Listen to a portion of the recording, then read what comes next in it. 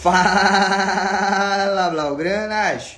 Matheus Norman aqui para mais uma live pós-jogo e depois de uma longa sequência, não posso dizer que é mais uma live pós-vitória.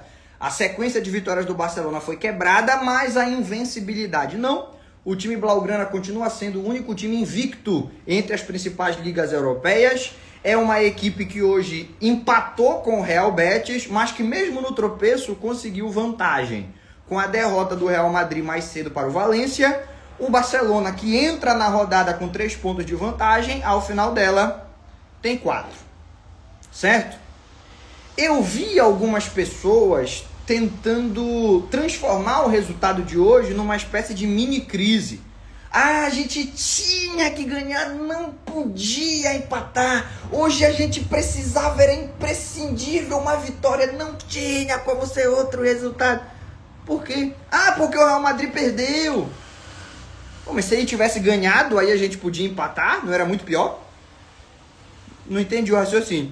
Não, mas sabe o que acontece? É que se a gente ganhasse eram 6 pontos.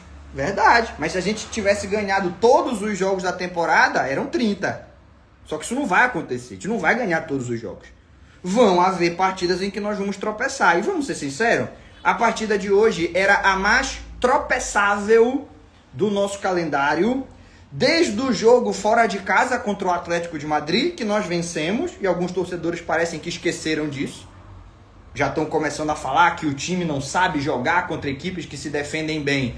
Nós pegamos a melhor defesa do campeonato e metemos 4 gols. Entre esse jogo contra o Atlético de Madrid e o El Clássico, que vai acontecer em maio contra o Real Madrid.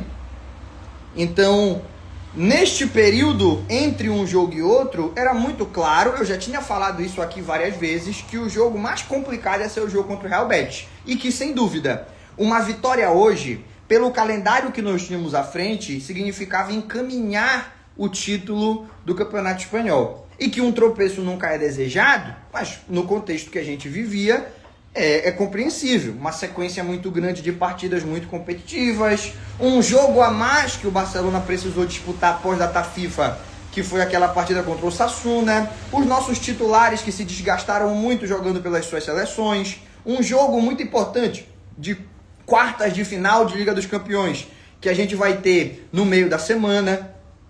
Então, falei antes e repito. Hoje, a gente teve um ponto a mais, a gente vai dormir. Hoje a gente vai dormir o Campeonato Espanhol com uma rodada a menos e o Barcelona tendo um ponto a mais de vantagem que tinha ontem. Eu não vejo motivo para a gente lamentar. Obviamente, se a gente tivesse vencido era muito melhor, mas eu não consigo olhar para o copo meio vazio. E nem acho que ele está meio cheio, está 75% cheio, está muito mais cheio do que vazio. O nosso rival direto na busca pelo troféu perdeu em casa para um time que está brigando para não cair. E nós empatamos em casa contra um time que está brigando para se classificar para a Liga dos Campeões. Não é o ideal, mas num campeonato de 38 rodadas, você vai ter tropeços. E ao invés da gente tropeçar, e foi incompreensível o nosso tropeço contra o Leganés, contra o Las Palmas, que nós perdemos em casa. Contra o Real Betis, não é o ideal, mas faz parte de um longo campeonato. Ninguém vai ser campeão com 38 vitórias. Beleza? Se a gente quiser individualizar, o Yamal não jogou nada, o Pedro não jogou nada, o De Jong não jogou nada, o Lewandowski não jogou nada, a gente vai acabar menosprezando o desempenho defensivo do Real Betis. Certo?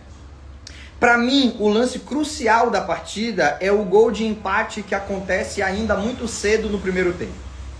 Quando o Barça faz 1-0, ele tira do Real Betis a oportunidade de especular com o empate. 7 minutos do primeiro tempo, tá 1-0 para o Barcelona. Naquele momento, a estratégia do Betis de jogar com 4 defensores dentro da própria área e 5 jogadores à frente da área, ali tinha acabado.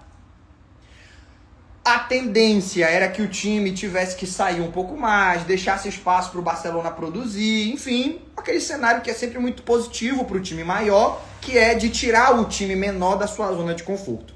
Não tivemos tempo para ver essa mudança de comportamento das equipes, porque o empate veio muito cedo. E aí eu vou ter que fazer uma crítica, alguns vão achar que eu estou perseguindo, porque eu já fiz críticas semelhantes anteriormente, mas não tem como fugir, a crítica tem que ser feita. Mais uma falha individual do Araújo que acaba em gol. Eu não acho, eu discordo da galera que está falando que tem que mandar embora, que não presta mais, que não serve. Eu acho que o Araújo tem características muito interessantes enquanto zagueiro, mas eu acho que vem ficando cada vez mais claro que ele não é o nosso titular. Que a dupla titular tem que ser Cubarsí e Íñigo Martínez. A gente sempre vinha falando sobre como a saída de bola dele comprometia o jogo do Barcelona. Ele errava muitos passes e alguns desses passes que ele errava pegava o nosso time saindo e o adversário de frente para contra-atacar. Foi assim que saiu o gol contra o Girona. Mas até então não havia tido um grande problema. Até então a gente não tinha sofrido consequências no resultado. Ele falhava e a gente ganhava do mesmo jeito.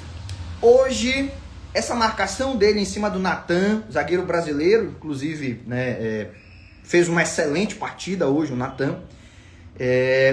A marcação dele é uma marcação incompreensível. Ele não pula para tirar a bola. Ele abraça o cara e cola a cabeça no pescoço dele.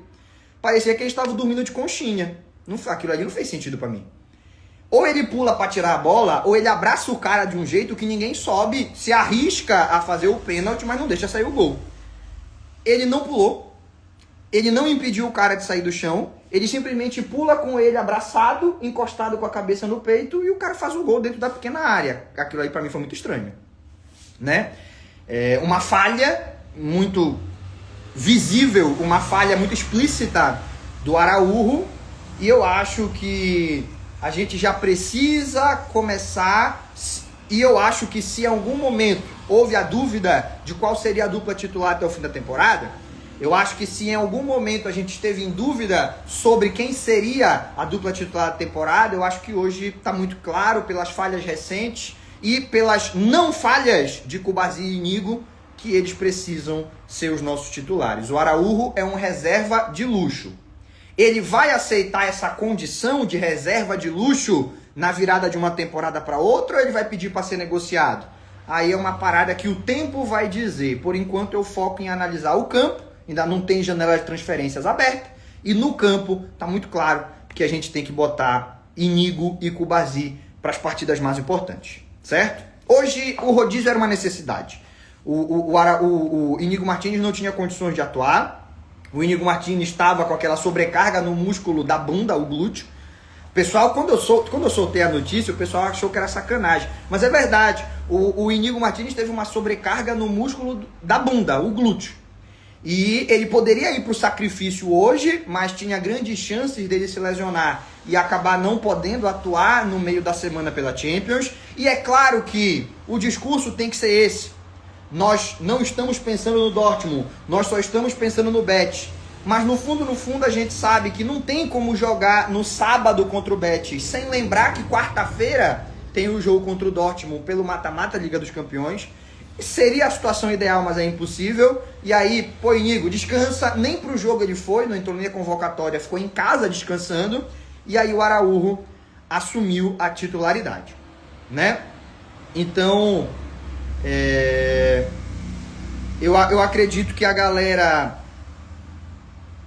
A gente pode até, né, e eu vi algumas pessoas falando isso, a gente pode até falar que não era para ter poupado, se não poupasse não saía aquele gol, se não sair aquele gol a gente ganha o jogo, mas vamos conversar, vamos colocar as cartas na mesa.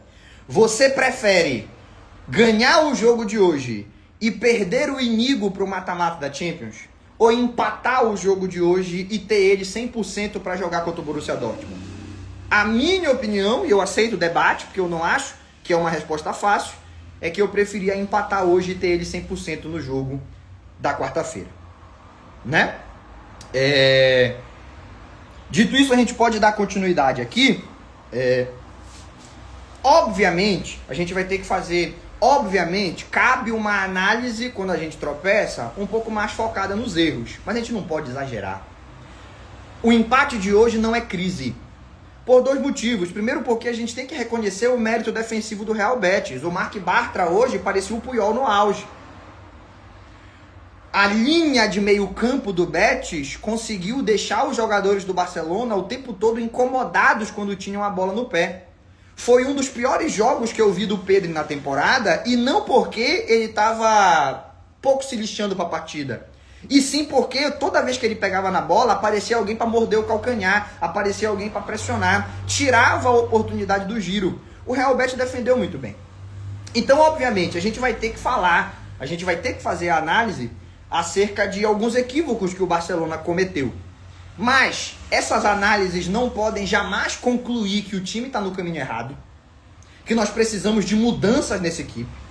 A gente precisa entender que o jogo de hoje não é um retrato da temporada, é uma exceção natural em uma temporada tão longa, especialmente num campeonato de 38 rodadas, tão desgastante quanto são as 38 rodadas do Campeonato Espanhol, e que a gente precisa confiar que essa equipe ainda tem totais condições e é a grande favorita para ganhar todos os títulos da temporada. Beleza? Um lance que eu tô vendo muita gente conversando sobre aquele lance do Koundé, que ao invés de chegar chutando de primeira de direita, ele dá o corte para a perna esquerda, deixa o zagueiro no chão, e quando chuta com a perna esquerda, o goleiro consegue fazer a defesa. Eu acho que depois que o lance terminou, é muito simples a gente chegar à conclusão. Pô, se chutasse de direita, talvez fizesse gol. Porque eu já sei que quando ele chutou de esquerda, ele não fez. Mas ali, quando ele dribla o adversário, ele tem o gol muito mais à sua disposição do que se ele chegasse chutando de primeira. Eu não acho que ele tomou a decisão errada de dar o drible. Eu só acho que ele não conseguiu executar corretamente o chute com a perna esquerda. Né? Algumas pessoas falam que ele podia ter tocado, eu não acho que ele tinha que ter tocado. Eu acho que ele está dentro da pequena área com a bola dominada, tem que chutar. Talvez ele pudesse ter tirado do goleiro chutando no segundo pau, ao invés de meter com força no primeiro pau. Ali talvez a chance de gol fosse maior. Agora sim, gente, a gente também tem que entender que não era o Lewandowski, não era o Rafinha, não era o Lamine Yamal, era o nosso lateral direito, fazendo ali às vezes de centroavante. Então, obviamente a gente vai analisar o lance e chegar à conclusão que ele poderia ter atuado de maneira diferente. Mas é o que eu venho falando desde o começo da live. A gente pode fazer essa análise desde que a conclusão dela não seja de que o time está no caminho errado, que o Koundé é uma merda, que tem que trazer um lateral direito pro lugar dele, que no meio da temporada tem que vender o Koundé. Eu aceito a gente analisar os equívocos e apontá-los, como eu já fiz várias vezes aqui ao longo da temporada, até quando a gente ganhou. Mesmo em vitórias, eu apontei alguns equívocos dentro do jogo. O que está me incomodando é que eu tenho um sentimento que as redes sociais foram tomadas após esse empate do Barcelona por análises que concluem que o time está no caminho errado. Pelo amor de Deus. Líder do Campeonato Espanhol, melhor ataque do planeta, uma equipe que vinha de uma sequência de vitórias histórica, o único time invicto no ano de 2025 entre as grandes ligas europeias. 4 pontos de vantagem na liderança. Tá no caminho errado? Porque hoje acabou empatando? Vamos ter calma. Aí é papo de maluco, como diz aqui o Edson Souza no nosso chat, né? A galera fala aqui que a atuação do Gil Manzano, ela pode ter influenciado o resultado. Eu acho que ele não cometeu nenhum erro gravíssimo, um pênalti para um lado ou para o outro que não devia ter marcado, mas ele teve dificuldade para conduzir a partida. O Gil Manzano, ele é um árbitro ruim. A gente já falou mal do Gil Manzano em momentos em que o Barcelona ganhou. Na final da Supercopa, o Barcelona ganha de 5-2 e o jogo termina todo mundo achando que o Gil Manzano foi muito mal. Tanto o time do Real Madrid acredita que ele conduziu a partida equivocadamente e o Barcelona concorda. Hoje é mais uma arbitragem muito ruim dele. Mas assim, erro crucial que determinou o resultado da partida, ele não cometeu. Teve 2 escanteios nos últimos 10 minutos, que eram claríssimos escanteios para o Barcelona, e ele deu tiro de meta para o Betis. Um, inclusive, no último lance. O Diego Llorente tira o gol do Fermín com um desvio dentro da pequena área. E ele dá tiro de meta ao invés de dar escanteio. Ali era mais uma oportunidade para o Barcelona tentar o gol heróico. Tem um lance do Gerard Martin, que ele vai dividir a bola na linha de fundo. o lateral do Betis dá o carrinho, assim, ficou muito claro para todo mundo que assistiu o jogo que aquilo ali era escanteio. Ele inventa uma decisão e dá tiro de meta. A gente tem o que reclamar, mas botar o resultado nas costas do árbitro eu acho que é pesado. Ele é ruim. O Barcelona ganhou a Supercopa e eu falei aqui, ele é ruim. E eu acho muito estranho que ele seja o árbitro espanhol com mais prestígio quando a gente fala de competições internacionais. É o árbitro que imagina-se, pelo menos até essa temporada, era o favorito para ser o representante da Espanha na próxima Copa do Mundo. Eu sinceramente vou ficar muito surpreso, ou talvez nem tão surpreso, porque a gente sabe que essas escolhas são mais políticas do que técnicas, mas eu vou discordar muito se isso se manter, porque a temporada dele é terrível. Todas as arbitragens dele foram muito ruins, né? Vamos tentar fazer uma análise tática da partida, né? Pra gente poder, uma live pós-jogo, a gente tem que analisar o jogo, né? Já falamos alguns elementos, mas não custa a gente falar um pouco sobre a partida. O Betis fez o jogo da sua vida. No vídeo que eu postei no YouTube, antes do jogo, que a gente sempre faz a análise do confronto, eu dizia que para que o Betis tivesse alguma chance de sair da Catalunha com pontos, o Bartra teria que fazer o jogo da sua vida, porque ele é o melhor defensor do time do Betis. Na ausência do Isco, ele é o capitão, ele é o zagueiro que ficaria responsável por bater de frente com o Lewandowski. E acabou que, infelizmente, eu acertei. Ele fez o jogo da vida, que a minha aposta é que ele não conseguiria, que o Lewandowski ia levar vantagem, mas ele fez o jogo da vida, não só nos embates com o Lewandowski, em absolutamente todos os duelos. Ele levou vantagem contra a Rafinha, contra a Ferran Torres, contra a Lamine Yamal, contra o Lewandowski. Um chute do Gavi, que era o 2-1 no segundo tempo, uma sobra de escanteio, o Gavi chega batendo de esquerda, ali o goleiro não ia chegar, ele desvia e faz a bola sair tirando tinta da trave, ao invés de virar o 2-1 no placar. Jogou a vida dele o Marc Bartra. A gente tem que reconhecer isso. A gente não pode olhar e dizer, o Barcelona não conseguiu os gols. Mas, não conseguiu os gols por quê? Porque não conseguiu atacar? Porque teve chances claríssimas e bateu na lua? Cara, hoje não. Hoje tem essa atuação do zagueiro que a gente precisa elogiar. Né? A gente precisa elogiar, principalmente o Marc Bartra. Jogou muita bola o brasileiro Natan. Jogou muita bola o Bartra. Hoje parecia o Puyol no auge. O Ruibal fez o jogo da vida dele. Tem dia que é noite. Tem jogo que você vai jogar 3 dias e a defesa dos caras vai estar tão bem azeitada que você não vai conseguir fazer gol. Hoje era um desses dias. E aí tem uma frase que é do Ancelotti, é técnico do rival, mas essa frase dele é muito boa, que existem jogos que você vai perceber que não tem como ganhar. Quando você perceber que não dá para ganhar, não perca. Hoje o Barça percebeu que não ia ganhar e não perdeu. Por que eu falo isso? Porque lá em dezembro, quando a gente jogou contra o Atlético de Madrid, nesse mesmo Montjuic, a gente entra nos acréscimos do segundo tempo empatando de 1-1. E o time se desorganiza completamente, desesperado pelo segundo gol. O Íñigo Martínez vira centroavante. A gente começa a fazer chuveirinho na área completamente alocado. E a gente dá o contra-ataque para que eles façam o 2-1. Ali era um jogo que a gente não ia conseguir ganhar. A gente precisava lembrar de não perder.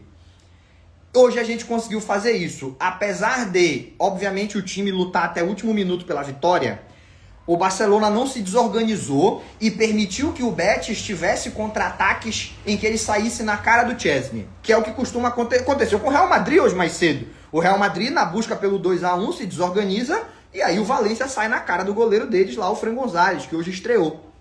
O Barcelona não se desesperou, certo?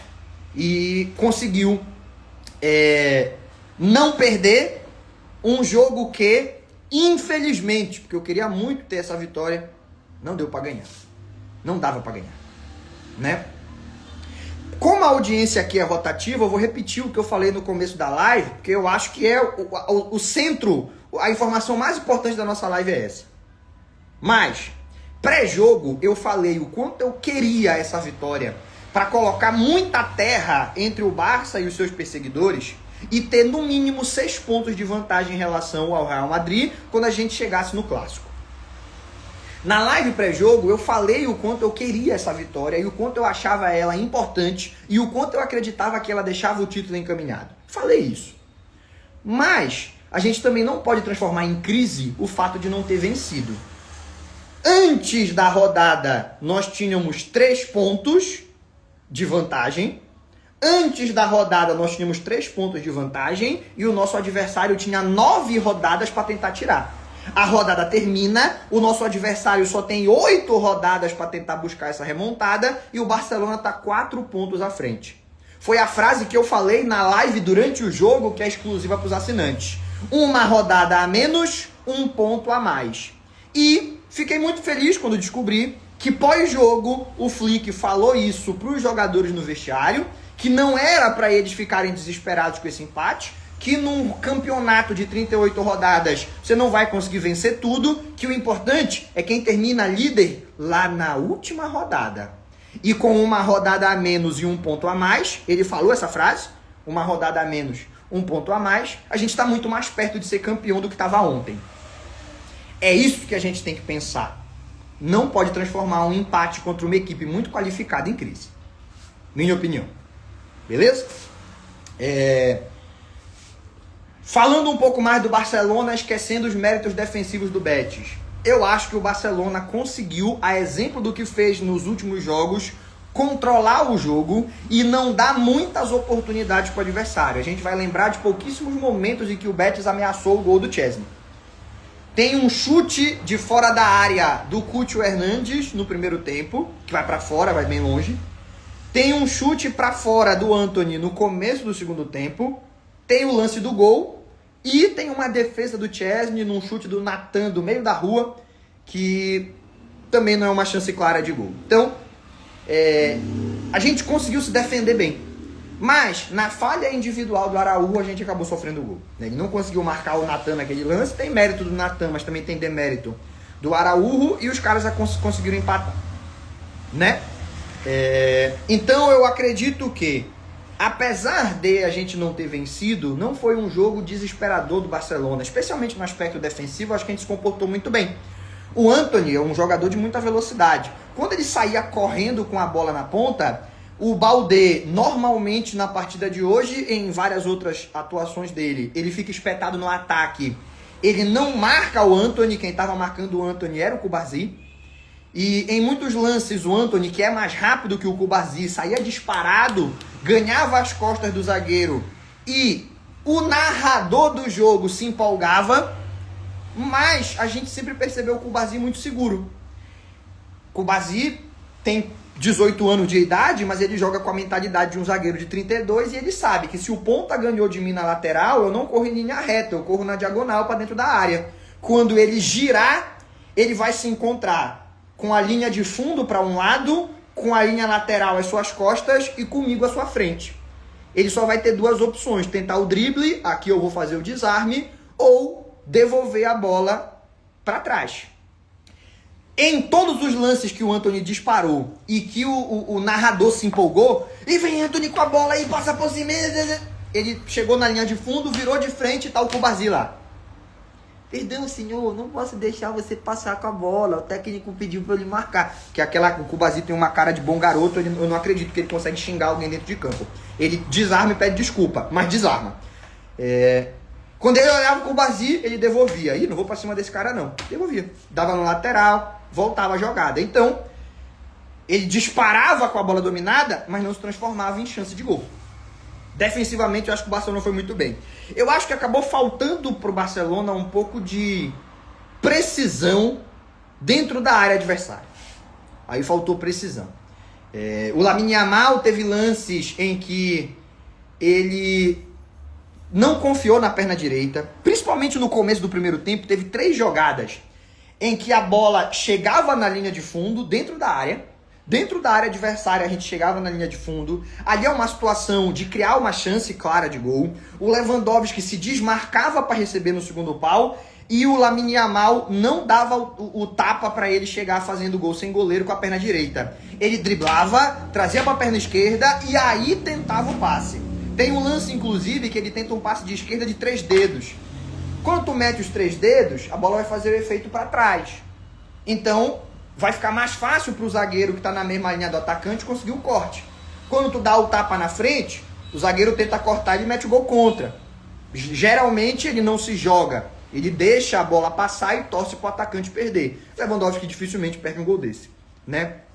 Então, faltou um pouco, achei pelo menos, que faltou um pouco de precisão aí, principalmente do Yamal. Agora, eu tô vendo a galera massacrando ele, que o jogo foi horrível, que foi uma merda, que o Yamal não jogou nada. Eu não acho. Eu acho que ele continuou sendo o jogador que ele costuma ser. Tentando os dribles, tentando as jogadas, tentando desequilibrar a defesa adversária. Em muitos lances, principalmente no primeiro tempo, ele conseguiu levar vantagem, só que faltou um pouquinho de precisão. Às vezes no chute, alguns chutes ali, a gente se tirasse um pouco mais do goleiro faria o gol. Em alguns lances faltou um pouco mais de precisão no passe.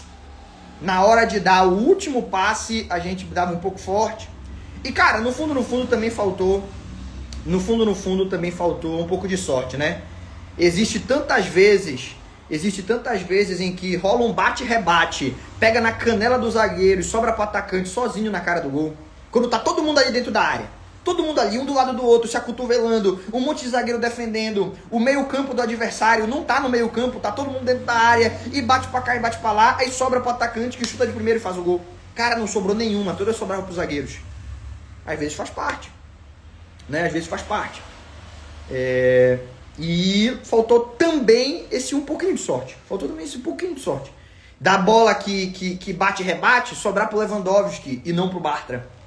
Sobrar pro Rafinha e não pro Natan, né? Faltou também. Mas a gente não pode esconder o fato de que faltou a precisão, faltou um pouco de frieza.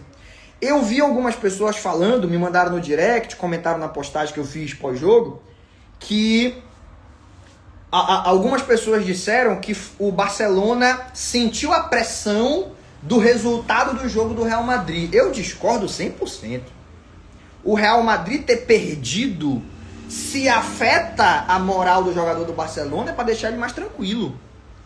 O que você prefere? Entrar numa rodada com 3 pontos de vantagem ou com 0? Porque se o Real Madrid ganha do Valência, está empatado em pontos com o Barcelona. Eu discordo 100% dessa análise.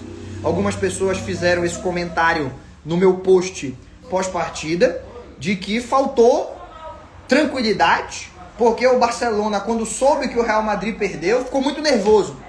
Acho que não, acho que seria o contrário. Ficaria nervoso se tivesse o adversário empatado em pontuação na tabela. Acredito eu. É claro que isso é algo muito subjetivo. Concordar ou discordar vai dar opinião de um para o outro. Mas eu acho que a falta de precisão do Barcelona, o nervosismo do Barcelona que existiu, não veio do resultado do Real Madrid. Veio de o Real Betis ter muito mérito defensivo, o tempo passar e o Barcelona não conseguir o gol, aí é natural. Os times eles acabam ficando um pouco mais ansiosos com a bola no pé quando eles vão tentando e o gol não sai. E o gol que a gente tomou de empate, porque a gente abre 1-0, é para ser um jogo tranquilo, com 7 minutos já estamos ganhando, vai tirar o Betis da sua zona de conforto, vamos tocar a bola e aproveitar os espaços, e aí numa falha individual do Araújo vem o empate dos caras. Aí sim, isso sim, eu acho que afetou. Isso sim, eu acho que influenciou o Barcelona a tomar decisões mais equivocadas no campo ofensivo. Beleza? Dito isso, meus amigos, eu vou para as perguntas e respostas de vocês, para a gente ir para a nossa reta final da live. A nossa live já tem aqui 40 minutos, nem percebi que o tempo passou rápido, né? O tempo passou rápido. Então, e aqui um alerta. Hoje nós empatamos porque o cara de cachorro não apareceu na live pré-jogo. Faz todo sentido. Cara de cachorro não esteve presente na live pré-jogo, nosso amuleto, e por isso nós empatamos. Então nós já sabemos quem é o culpado, é o cara de cachorro. Porque ao invés de tirar 1 hora do dia dele para participar da live pré-jogo, ele foi vagabundear por aí pelo mundo. Estudando eu sei que ele não estava por aí vagabundeando, e aí prejudicou o Barcelona na partida contra o Real Betis. Não tem análise tática, não tem análise técnica. A culpa é do cara de cachorro, que não apareceu na nossa live pré-jogo e por isso nos prejudicou. Beleza? Deixa eu ir para as perguntas e respostas, deixa eu ir para as perguntas que vocês mandam aqui na caixinha, lembrando que na live pós-jogo eu respondo as perguntas do jogo. É muita pergunta, eu não vou poder responder todo mundo. Então, mas você queria o Neymar de volta? Você queria o De Bruyne? Você contrataria o Alexander Isak? São perguntas bacanas, é legal responder. Mas na live pós-jogo eu vou focar, agora eu vou focar no jogo. Mas nós temos lives toda terça e sexta de tema livre em que eu respondo todas as perguntas de todo mundo. A live só acaba quando não tiver mais nenhuma pergunta, nem ninguém querendo ser respondido. Enquanto tiver alguém mandando pergunta, eu tô lá respondendo. Já fizemos live de 3, 4 horas, só acaba quando todo mundo for respondido. Toda terça e sexta. Essas lives são exclusivas para os assinantes. Você paga R$10 por mês e tem acesso a um monte de conteúdo exclusivo. Você vai ter acesso a essas lives terça e sexta, de perguntas ilimitadas e tema livre. Você vai ter acesso a live durante o jogo, grupo de WhatsApp, enfim. Você vai ter acesso a bastante conteúdo exclusivo. Tudo bem? Você pode, se quiser assinar, ir lá no meu direct, mandar lá no meu direct, quero assinar, eu te mando o link. Ou você pode ir nos meus stories, lá tem uma caixinha de perguntas, lá você manda ou você manda quero assinar, manda qualquer coisa na caixinha de pergunta que ela tá lá só para isso. É pra galera manifestar interesse em fazer a assinatura que eu mando o link no seu direct. Seja no meu direct, seja na caixinha de perguntas, eu mando o link no seu direct e você faz a assinatura. Tudo bem? Beleza, meus amigos. Vamos para as perguntas e respostas. ADM, você acha que essa sequência dos... Pergunta do Isaac. ADM, você acha que essa sequência de jogos do Yamal sem descanso teve alguma coisa a ver com o jogo ruim que ele teve hoje? Com certeza. Só que não é só ele. Qualquer jogador que tenha uma sequência muito desgastante de jogos, ele vai ter uma queda no seu desempenho. No entanto, dito isso, não tem o que fazer, o calendário é esse. Todos os jogadores e treinadores adorariam se não tivesse jogo no meio de semana, só tivesse jogo domingo. Toda semana você pudesse descansar e treinar 6 dias antes de ter que jogar de novo. Só que essa não é a realidade do futebol mundial. Da mesma maneira que todas as outras grandes equipes que estão disputando múltiplas competições vivem esse problema, é um problema do Barcelona também. E aí o que acontece? A gente rodou o time em outros jogos e ganhou. Hoje a gente fez rodízio e os jogadores talvez não tenham tido um desempenho assim tão bom. Em outros jogos, esses mesmos atletas vinham também de uma sequência muito desgastante, conseguiram ganhar. Hoje não foi possível, acontece. A gente não pode esquecer que é futebol. Futebol, não adianta você ter o melhor time e o mais preparado. Você pode perder. Então, hoje a gente nem perdeu, foi um empate. E eu acho que existe muito mais coisa positiva para a gente tirar da rodada de hoje do que negativa. Entramos na rodada 3 pontos à frente, entramos na rodada com 3 pontos de vantagem na liderança e os adversários tendo 9 rodadas para tirar a vantagem. Saímos da rodada com apenas 8 jogos ainda por serem disputados e com 4 pontos de vantagem. Não tem motivo para olhar o copo meio vazio. Não tem motivo para olhar o copo meio vazio. Ele está 75% cheio. É claro que 100% seria uma vitória, mas 75% cheio ele ainda está. Beleza? Deixa eu ir para a próxima pergunta. Eu sei que tem muitos jogos ainda, mas esse jogo foi muito frustrante, parece que nada deu certo. Cara, tem jogo que é assim, não tem jeito. Vão haver vezes em que nós vamos jogar muito bem, não vamos ganhar. Vão haver vezes que nós vamos jogar muito mal e ganhar. E vão haver jogos como hoje, que são jogos em que não é que a gente jogou mal, mas não conseguiu ser assim tão produtivo dentro de campo e acabou empatando. Faz parte, é futebol. O importante é o time manter a cabeça no lugar, lembrar que ainda é líder do campeonato. Ao contrário do mata-mata, em que se você não ganha o jogo, você vai ser eliminado, ou você vai para os pênaltis, porque empata e de volta. Ao contrário do mata-mata, que você precisa ganhar os jogos, independentemente do que acontecer nas outras partidas, para você poder ir adiante. No campeonato de pontos corridos, você joga os jogos e também joga os adversários. Os adversários estão jogando. Se o adversário perde, tu empata, tu tá bem na foto. Se o adversário ganha e tu ganha, tu tá na mesma. Tá percebendo? Então, eu acredito que essas últimas 8 rodadas o Barcelona tem um calendário mais acessível do que o Real Madrid, que é o seu principal adversário. O Atlético de Madrid também tem um calendário fácil, mas ficou muito para trás, dificilmente vai conseguir tirar toda essa vantagem. E a gente tem totais condições de ganhar os próximos 3 jogos. Leganés, Mallorca e Celta de Vigo. O Leganés ganhou da gente no primeiro turno, mas a gente sabe que foi muito mais demérito do Barça. O Leganés é um time que está na zona de rebaixamento, a 4 pontos de se salvar. Provavelmente vai ser um time rebaixado. Não é que, nossa, mas o Leganés, cuidado com o Leganés. O Leganés é maravilhoso. Não é o caso. Nós perdemos, sim, tivemos o demérito de perder, mas o normal é ganhar.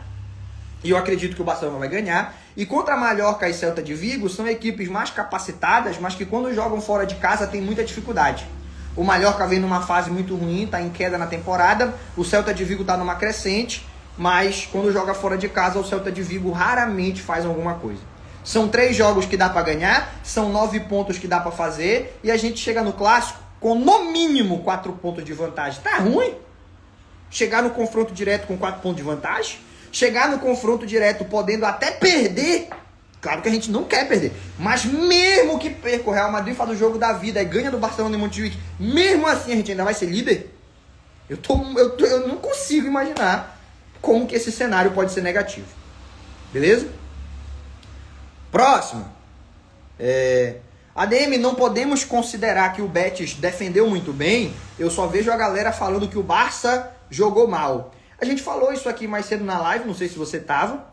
O Iverson mandou aqui a pergunta, mas a gente falou sobre isso aqui. É claro que a gente vai olhar para os erros que o Barcelona cometeu, principalmente naquele último passe, naquele momento da finalização, naquele momento de ter um pouco mais de frieza e refino. A gente tem que analisar e tem que fazer a crítica. Mas a gente não pode esquecer que o Nathan jogou pra caramba, que o Bartra jogou pra caramba, que o Ruibal jogou pra caramba, que o Adrián fez as defesas na hora que precisou fazer. Também não pode esquecer que aquele chute que às vezes bate no zagueiro e entra, hoje bateu no zagueiro e foi pra fora. O chute do Gavi de esquerda, num rebote de escanteio, pega no Bartra, tira o Adrián da jogada e ao invés da bola morrer no fundo da rede, vai passar tirando tinta da trave. Cara, tem dia que é noite. Hoje foi noite. E o importante é que, apesar da gente não ter conseguido vencer, não perdeu. E conseguiu mais um ponto de vantagem porque o nosso adversário não teve o mesmo mérito. Foi derrotado em casa pelo Valência. Né? Algumas pessoas ainda acham que o Atlético está na briga, eu já considero só o Real Madrid como adversário pelo título. Isso aqui é interessante. Saiu uma cena do Rafinha empurrando o Ter Stegen no final do jogo. Você sabe o que foi? Pessoal, aquele lance ali, aquele vídeo que está circulando do Rafinha empurrando o Ter Stegen, na realidade não chega a ser o Rafinha verdadeiramente empurrando o Ter Stegen. O que está acontecendo ali é o seguinte. O que está acontecendo ali não é tão grave quanto as redes sociais estão fazendo parecer. O Rafinha está saindo de campo, está insatisfeito com o resultado. Obviamente está projetando essa insatisfação na arbitragem. O quarto árbitro está no caminho do Rafinha. O Ter Stegen está entre os dois. O Rafinha tenta ir para cima do quarto árbitro, não para agredir, mas para reclamar, para gritar. Pode tomar um cartão amarelo, às vezes pode até ser expulso, mesmo depois que a partida acaba, o árbitro ainda pode distribuir cartões. E aí o Ter Stegen se mete no meio. O Rafinha tá escroteando com o árbitro. Não sei o que, seu otário. E o Ter Stegen, calma, Rafinha, vai pro vestiário, o jogo já acabou. A gente não vai ganhar nada com isso. E aí o Rafinha tá naquele papo. Me solta, rapaz, deixa eu ir lá. Calma, Rafinha. Basicamente é esse o cenário. Bonito não é, mas acontece no campo de futebol. E é muito menos grave do que estão falando. Não é que o Rafinha olhou o Ter Stegen e falou: esse otário, qual é o papo? E deu um empurrão nele. Não é essa. É o Ter Stegen se colocando entre o Rafinha e o árbitro, e o Rafinha tentando se desvencilhar, e o Ter Stegen empurrando ele para dentro do vestiário, como é o capitão do time mesmo lesionado. Beleza? Então, nada que não aconteça no campo de futebol, e menos ainda algo tão grave quanto eu estou vendo as pessoas comentando. Tudo bem? Basicamente é isso. Eu acho que esclarecer esse vídeo que está circulando pode ser uma boa maneira da gente encerrar a nossa live, né? Acho que por aqui a gente pode encerrar. Um resultado frustrante, mas compreensível. Quarta-feira tem jogo contra o Dortmund. Temos domingo, segunda e terça para descansar. Temos 3 dias de descanso. Dá para chegar 100% para enfrentar o adversário alemão. Tenho muita confiança que nós vamos conseguir construir um bom resultado nessa ida dentro da nossa casa. E repetir a frase do Flick pós-jogo. Empatamos? Sim. Era melhor ter ganhado? Claro. Mas um jogo a menos, 1 ponto a mais. Ontem éramos líderes com 3 pontos de vantagem. Hoje somos líderes com 4 pontos de vantagem e o nosso adversário tem um jogo a menos para poder tirar essa vantagem. Não vejo motivos pra gente se preocupar. Quem tem que estar preocupado é quem tá 4 pontos atrás. Quem tá 4 pontos à frente não tem por que estar lamentando que não são 6. Por hoje a gente encerra. Muito obrigado pela presença de vocês. Muito obrigado por fazer essa live junto comigo. Tchau, tchau.